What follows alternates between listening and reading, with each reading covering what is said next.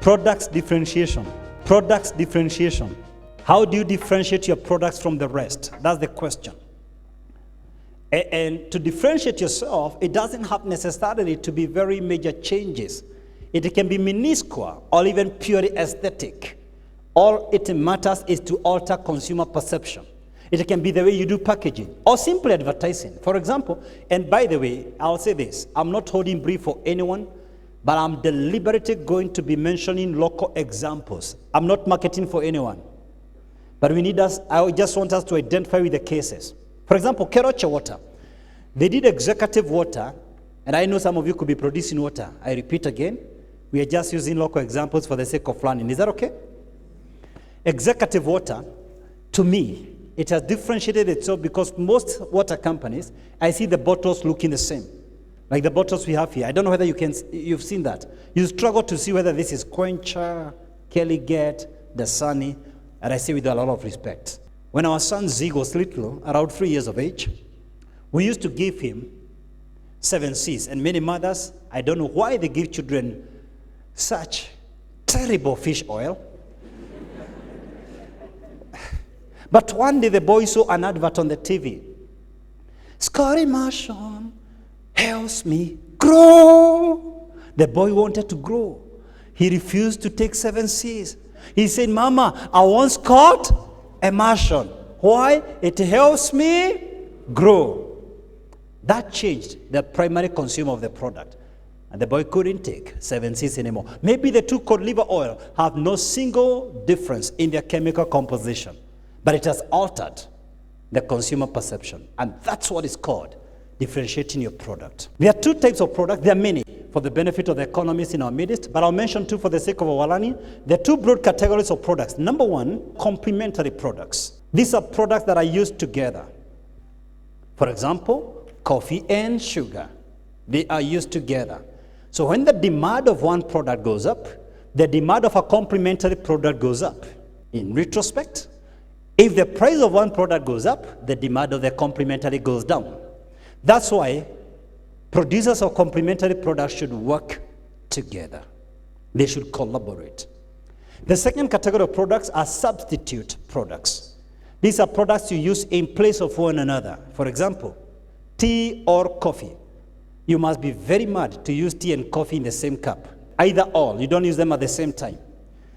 Substitute products is what shapes the competition in the industry. I believe with all my heart, when Kenya Power will get proper competition, we will have less blackouts in the country. And those from Kenya Power say amen. Here is the big deal.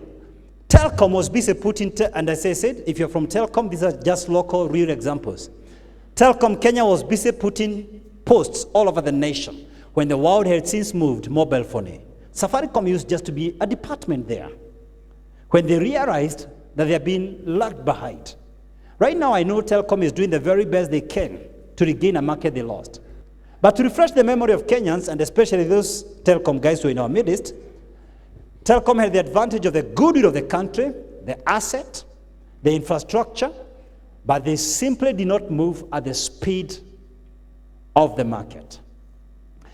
The question you have right now for me, how then do I differentiate myself? I'm going to answer that question by giving you 4 examples. It's up to you to see how you can do it. 4 simple examples. Number 1, Java Coffee House. Java differentiated through creating a strong brand and maintaining quality. Their coffee is the same irrespective of the restaurant you go. So their quality has been consistently predictable. Number 2, Uber cars. Uber differentiated through creating a business system. Now we have more professional drivers. The cars are cleaner. The users are more. And the price is more friendly. Is that a fact? More people are using taxis today with the entry of Uber in the market. Number 3, Equity Bank.